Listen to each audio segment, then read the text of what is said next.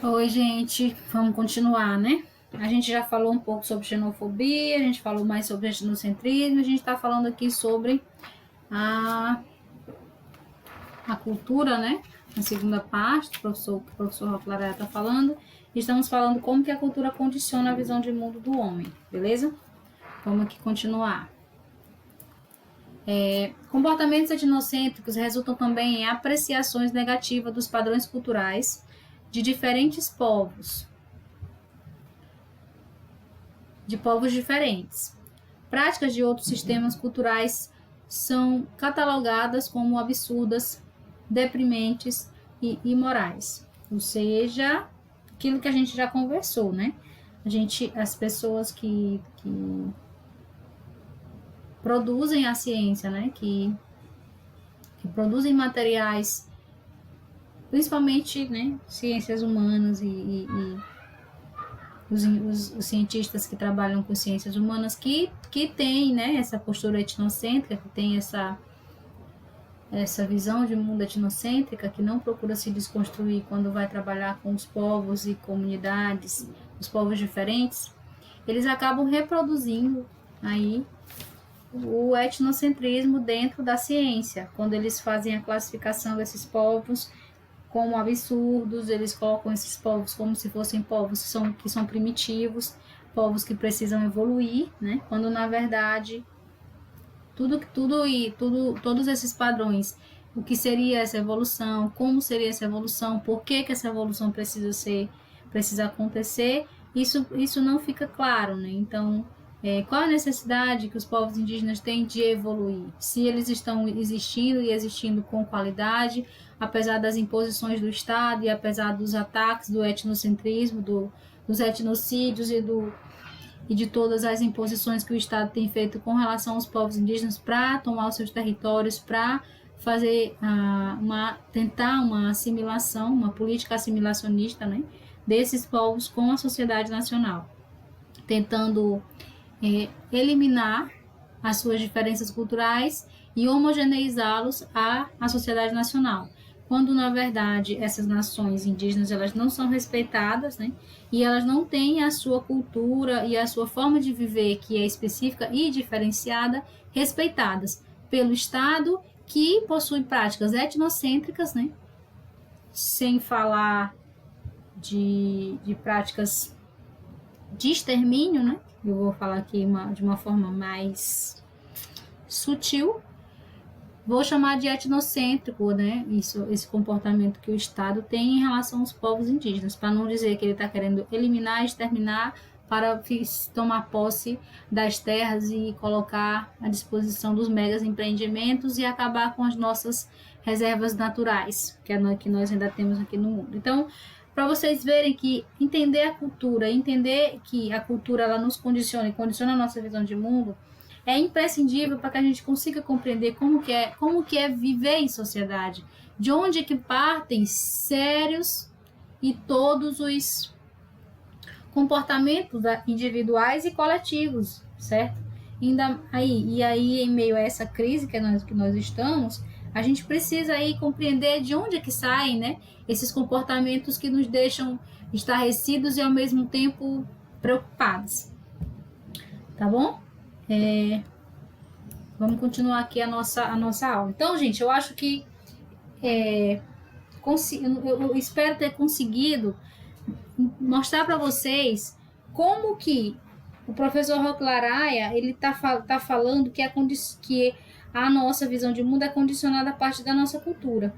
Porque a partir desse entendimento, vocês vão conseguir compreender muitas coisas que acontecem dentro da sociedade, isso levando para o campo social. Se a gente trouxer para o campo da educação, né, que é o nosso foco aqui na disciplina, na antropologia da educação, então, se a gente levar para o campo educacional, a gente vai ter aí como conseguir compreender comportamentos e saber como que o nosso aluno, nossa aluna, como que a nossa escola, ela funciona a partir daquilo que a gente compreende de sistema cultural em que ela foi criada, em que o nosso aluno, a nossa aluna, ele está inserido. Então, conseguindo compreender de onde esse aluno vem, quais são os referenciais culturais que esse aluno tem, quais são as condicionantes culturais que esse aluno possui, o professor, a professora vai conseguir fazer um ensino de melhor qualidade, porque vai tornar o ensino acessível a esse aluno, a partir do que o aluno já sabe.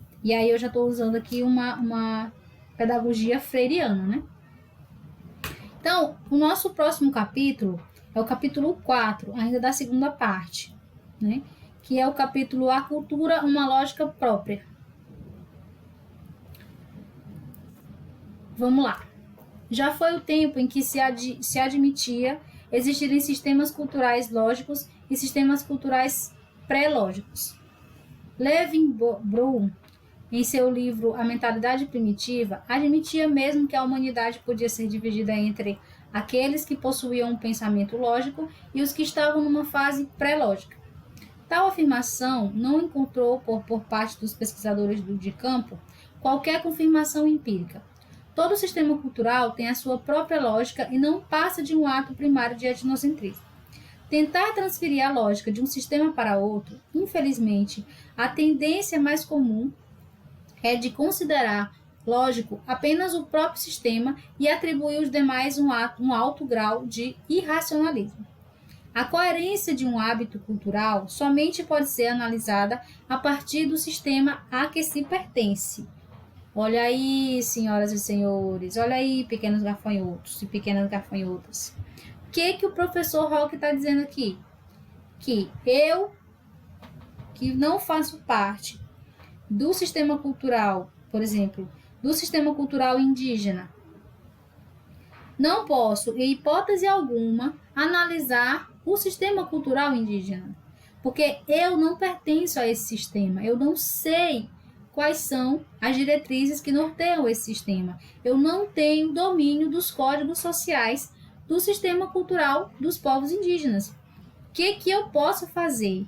Tentar compreender a partir da compreensão dos povos indígenas, caso eles me deem esse acesso. Porque eu, enquanto pessoa não indígena, não posso, em hipótese alguma, obrigar alguém, algum indígena, ou uma sociedade, uma comunidade indígena, a me fornecer informações sobre si de forma bruta, de forma abrupta, de forma agressiva ou até mesmo de forma truculenta ou violenta, certo? Isso é crime, tá bom? Então, o que o professor Laraia está dizendo? Que já houve um tempo em que as pessoas faziam análise de outras pessoas e classificavam outros grupos sociais como lógicos e pré-lógicos. E aí, quando ele coloca essa dualidade de pré-lógico e lógico, né? Ele está colocando o seguinte: o que seriam sistemas culturais lógicos? Seriam aqueles sistemas culturais que fazem sentido para a pessoa que está fazendo a pesquisa, né? Para o pesquisador. Os que são pré-lógicos são aqueles que fazem um sentido minimamente, ou talvez ainda não façam sentido, mas que podem um dia chegar a fazer sentido. Vocês estão conseguindo assimilar o que eu estou dizendo? Tem um vizinho fazendo uma obra, viu, gente? Então, se vocês ouvirem o batido de uma pá de pedreiro, é porque tá tendo uma obra aqui, vocês não acreditam? Então, bora lá. Então, essa dualidade que ele está falando, né? Nós precisamos ter agora, né? Que nós não estamos mais operacionalizando com esse tempo, com esse sistema, com essa forma de análise. A gente precisa ter em mente que não é dessa forma que se faz uma análise cultural, uma análise da cultura do outro, da cultura da outra. Belezinha? Porque cada cultura tem a sua própria lógica, tem a sua formação, tem uma explicação para existir. A ciência não depende da dicotomia entre os tipos de pensamento citados acima, mas de instrumentos de observação, pois, como enfatizou Levi-Strauss, o sábio nunca dialoga com a natureza pura, senão com um determinado estado de relações entre a cultura, definida por um período da história em que vive a civilização que é a sua e os meios materiais que dispõe. Então, o que o Levi-Strauss fala para a gente? que a ciência ela não depende dessa dicotomia que a gente acabou de falar no slide passado, mas que ela depende de instrumentos que devem ser desenvolvidos para a análise dessas situações ou dessas culturas, certo? E aí, gente, eu queria fazer só um parêntese para vocês, que a antropologia, ela trabalha da seguinte maneira. Ela trabalha hoje, né, a antropologia interpretativista, trabalha a partir de trabalho de campo, é um dos nossos principais métodos de trabalho, e aí também usamos a etnografia. Então, o que é a etnografia? É estar dentro da comunidade, né, viver na comunidade, trabalho de campo, e escrever, né, entender, interpretar aquela cultura e passar, né, tentar escrever etnograficamente tudo que foi observado a partir das análises que a gente já tem de outros autores que já dominam o assunto que nós estamos pesquisando. Mas, em princípio, a etnografia ela é um método de pesquisa onde a gente entra para a comunidade, vai para dentro da comunidade com autorização, claro, né, dos nossos interlocutores da pesquisa, né, das pessoas que nos possibilitam entrar na comunidade, fazer parte da comunidade durante um período, e aí existiram pesquisadores que fizeram pesquisa de 3 anos, de 20 anos, tudo na mesma comunidade, tá certo? Então, e essas informações que são coletadas, elas são informações que são observadas, são informações que são ouvidas, e são também informações a partir de entrevistas que são feitas com pessoas que fazem parte dessa cultura que a gente está tentando compreender, tá bom? Qualquer dúvida a gente pode comentar a respeito disso lá na nossa aula ao vivo, né? No nosso encontro ao vivo, tá bom? Sem estes meios materiais, o homem tem que tirar conclusões a partir de suas observações diretas. A observação direta, que é aquilo que eu falei, o trabalho de campo. Valendo-se apenas do instrumento sensorial que dispõe. Assim, a observação direta, você vê e você escuta. Assim, não é nada ilógico supor que é o Sol que gira em torno da Terra, pois é esta sua sensação. Uma conhecida nossa perguntou a um caipira paulista como é que o Sol morre todos os dias no oeste e nasce no leste. Ele volta apagado durante a noite, foi a resposta que obteve. Menos que um pensamento absurdo, trata-se de uma outra concepção a respeito do universo, obviamente diferente da nossa, que dispomos das informações obtidas por sofisticados observatórios astronômicos. Ou seja, o que o professor Laraia está nos dizendo aqui? Que cada sociedade faz a sua explicação, tem a sua cultura a partir dos referenciais que ela dispõe, a partir dos materiais que ela mesma dispõe. No caso de uma pessoa que não tem instrução, que não tem as mesmas tecnologias, para que faça essa análise, para ter o conhecimento de como funciona a organização do universo ou sistema solar, talvez essa pessoa nem saiba o que é um sistema solar. Ela só sabe que o Sol nasce e que o Sol morre, e que o Sol ele pode estar só apagado durante a noite, e que quando amanhece o dia ele acende. Ele não tem os referenciais que a ciência, né, que os observatórios sofisticados, que a ciência sofisticada, ela nos dá. Porque a gente sabe que a Terra faz um movimento de rotação, um movimento de translação, um movimento que um desses movimentos é responsável pelo contar dos anos, pelo passar do ano, outro movimento desse é responsável pelo dia, e que no momento em que o globo terrestre está virado para o Sol, nesses países, nesse lado do globo é dia, o lado oposto é noite e vice-versa. Se a pessoa não tem essas informações, certo? Ela só sabe que amanhece e que anoitece. E que se não está claro é porque tá escuro. E se está escuro é porque está apagado.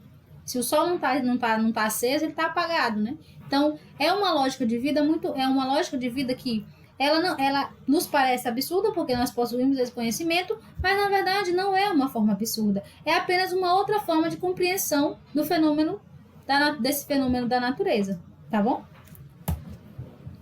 O homem sempre buscou explicações para fatos tão cruciais como a vida e a morte. Estas tentativas de explicar o início e o fim da vida humana foram sem dúvida responsáveis pelo aparecimento dos diversos sistemas filosóficos. Explicar a vida implica a compreensão dos fenômenos da concepção do nascimento. Estas são importantes para a ordem social, da explicação que o grupo aceita para a reprodução humana. Resulta o sistema de parentesco, que vai regulamentar todo o sistema, todo o comportamento social.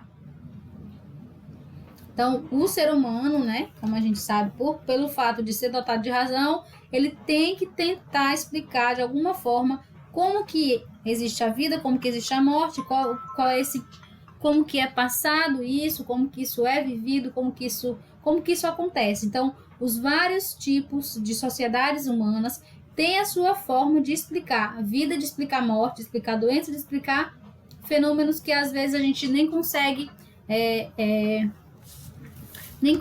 explicar dentro da nossa sociedade, né? Dentro dessa nossa sociedade extremamente racionalista, tá bom? Vamos aqui dar uma pausa, porque vamos continuar essa explicação na próxima aula, tá bom? Um abraço, vamos continuar, e eu espero que vocês estejam anotando as dúvidas de vocês, para que a gente possa solucioná-las lá na nossa aula ao vivo. Abraço, até daqui a pouco.